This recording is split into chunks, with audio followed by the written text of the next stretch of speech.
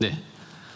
금융안정만 보고 드리겠습니다. 국내 금융시장 동향입니다. 주식시장의 경우 코스피는 글로벌 AI 반도체 모멘텀, 5월 수출 실적 호조 등으로 상승 추세가 지속되며 어제 같은 경우 8,788포인트로 또 역대 최고치를 경신하면서 마감을 했습니다. 이러한 상승세에 힘입어 두 번째 작은 글씨에서 보시면 우리나라가 글로벌 증시에서 시가총액 1조 달러 이상 기업을 2개 이상 보유한 미국 빼고는 유일한 국가가 되었습니다.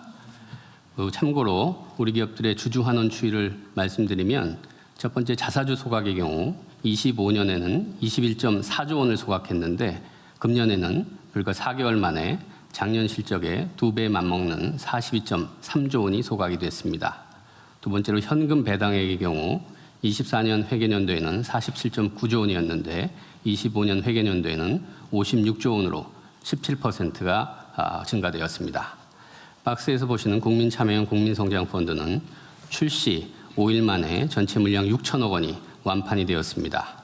서민 가입자 비중은 우선 배정 물량을 크게 상회하는 인원 기준으로는 39%, 금액 기준으로는 35% 수준으로 판매가 되었습니다. 이 조기 완판에 따른 추가 출시 요구들이 굉장히 많으셔서요. 저희들이 하반기 2차 출시를 준비해서 신속히 추진하도록 하겠습니다. 채권 같은 경우 금리는 글로벌 중앙은행 기준금리 인상 경계감이 부각되면서 상승세를 보이고 있습니다.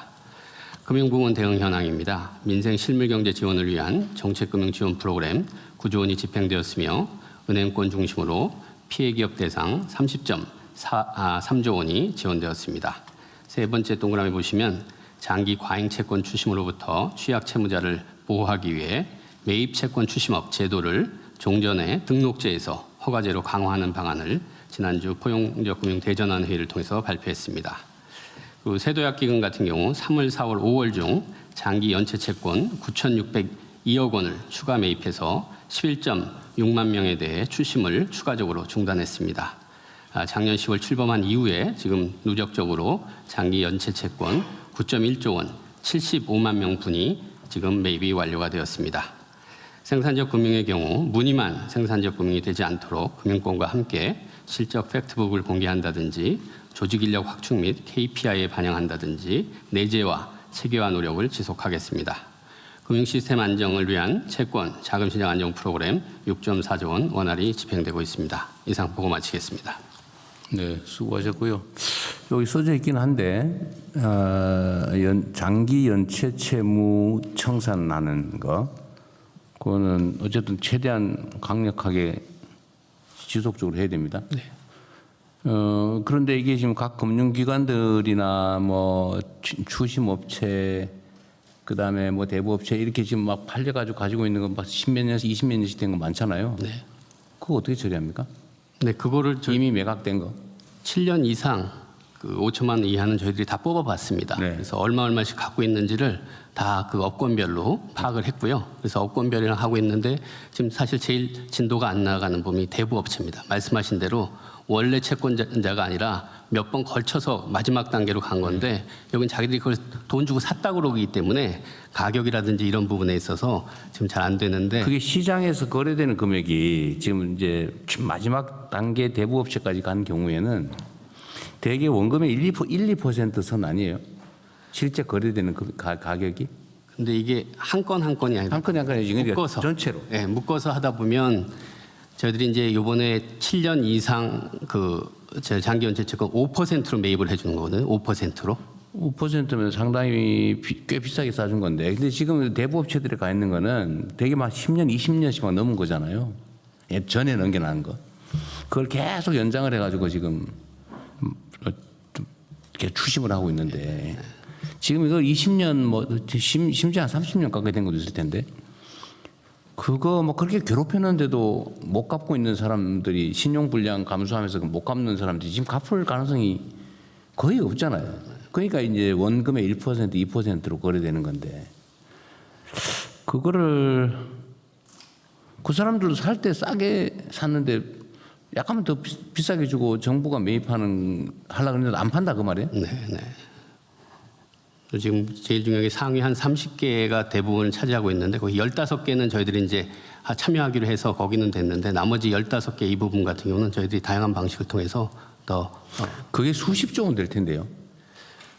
지금 저희들이 이제 16.4조 원이었기 때문에 16.4조 원이라서 아마 대부업 거는 한 4점 몇 조 원 정도 제일 많습니다. 전에 내가 알기로는 뭐 그게 장기 연체 채권액이 원금 기준으로 한 5, 60조 원 된다 그랬는데 많이 정리된 모양이죠. 네, 네. 예. 하여튼 이게 그 중에는 뭐 아주 능력 되는데 안 갚는 사람이 혹여 있을지 몰라도 그건 극히 소수고 말씀하신 7년 이상 정도 되면 말씀하신 대로 사실상 상환 능력이 없는 거죠. 네, 떨어진 분들이 대부분. 이게 일부에서 무슨 그러면 뭐저 빚 갚고 버티면은 면제 준다는데 한번 견뎌보자 이런 도덕적 개의 얘기도 하던데 취직도 못하고 계좌도 개설을 못하고 경제 활동을 못하는 걸 수년간 하면서 돈 있으면서 버티는 거 불가능합니다.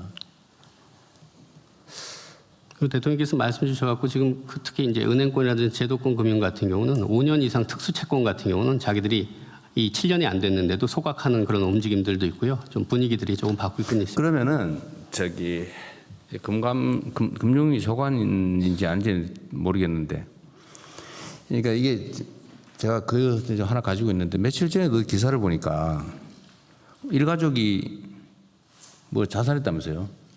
근데 그 유서에다가 빚 때문에 죽는다 그랬다면서.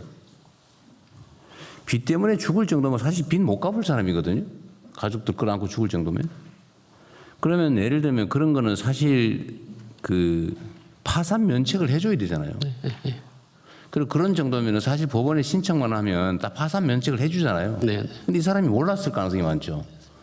근데 착하게 내가 빚을 졌으니까 죽을 때까지 갚아야지. 근데 도저히 못 갚겠다. 차라리 죽자 이래 죽어버린 거 아닙니까? 그 자기 혼자만 죽은 게 아니라 일가족 끌어안고 같이 죽은 거잖아요, 지금.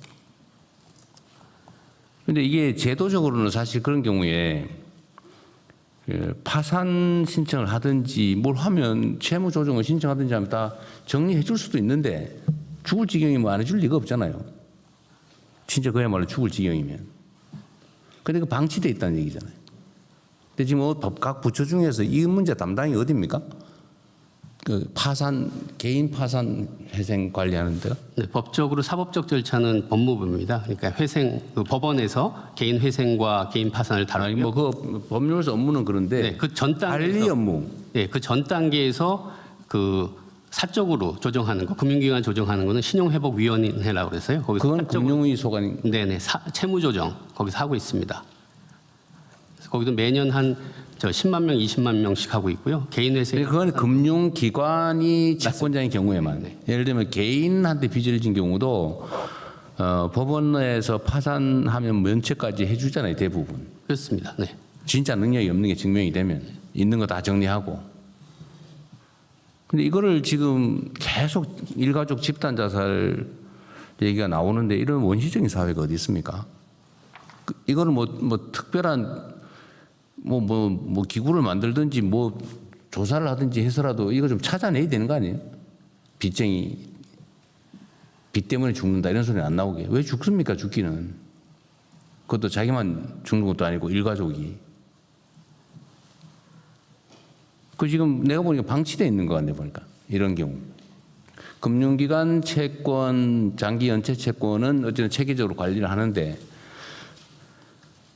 그게 아니고 개인 부채 뭐 등등에 대해서는 어딘가가 체계적으로 조사하고 관리해야 될 거 아닙니까? 이거 엄청난 사회적인 문제인데. 이거는 우리 총리께서 한번 챙겨보실래요? 시스템을 좀 만들든지. 현실적으로는 금융위하고 해야 될 것 같은데 금융위하고 상의를 좀 해서 안을 짜보겠습니다. 이게 개인 채무 뭐 자살하고 뭐 이렇게 막 극단적으로 몰리는 경우는 금융기관 부채보다는 개인 부채일 가능성이 많죠. 그래서 이제 보통 보면 그 신용회복위원회에 오면 신용회복위원회에서 봐갖고 여기서 할 수 있으면 여기서 하고 그게 이제 말씀하시는 개인 채무라든지 저쪽으로 가는 게 더 효과적이다 싶으면은 저쪽으로 연계를 좀 하고 있습니다. 그리고 이게 실제로 지금 총리께서 맡고 계신 그 자살 연구안 돼 있죠. 네, 자살 문제와도 관련이 있는데 사실 이런 유행이 많거든요. 자살하는 이유가 여러 가지가 있는데 그 중에 빚쟁이 얘기가 상당히 많아 우리 사회에는. 그렇습니다. 너무 가혹해서 그러거든요 이게. 세상에 어느 나라에서 빚 때문에 죽는다 그럽니까? 그 법원에 신청해서 탕감하면 되는데 면책하고 파산하고 면책하면 되잖아요. 근데 이걸 매우 부도덕한 행위로 나쁜 행위로 자 공격하고 뭐 부도덕하다 그러고 하니까 그냥 끙끙거리다가 죽어버리는 거예요. 이게 비정상이라니까요. 그래서 이거를 뭐 예를 들면 그냥 드림센터처럼 우리가 그런 거 하지 않습니까? 이 먹는 거 굶어가지고 배고파서 죄 짓고 남의 물고 훔쳐서 감옥 가고 그런 거 가지 말자. 그러니까 그건 아무나 주자 그냥. 전국에 수백 개 만들고 있잖아요. 그것처럼 이 빚에 쪼들려가지고 못 살겠다 싶으면 그 신고하면 해결해 주는 그런 뭐 기구를 만들든지 뭐 그런 거 좀 했으면 좋겠어요. 일단 빨리 한번 좀 방안과 현재 상태를 좀 점검해 본 이후에 말씀드리겠습니다. 그러십시오. 예. 사실은 이게 우리나라는 죽는 사람이 너무 많아요. 사고로 죽고 교통사고로 죽고 산재로 죽고 자살하고 물에 빠져 죽고 여름에 재난 문제도 행안부 소관이긴 할 텐데 하여튼 전에 말씀드린 대로요. 하여튼 맨날 빠진 자리에서 빠져 죽거든요. 네네. 어쨌든 거기는 인력을 뭐 추가 배치하든지 몇 달간 아예 사람을 많이 고용해서 하든지. 네, 그 추가 조치 취했습니다. 며칠 전에 또 뭐 다슬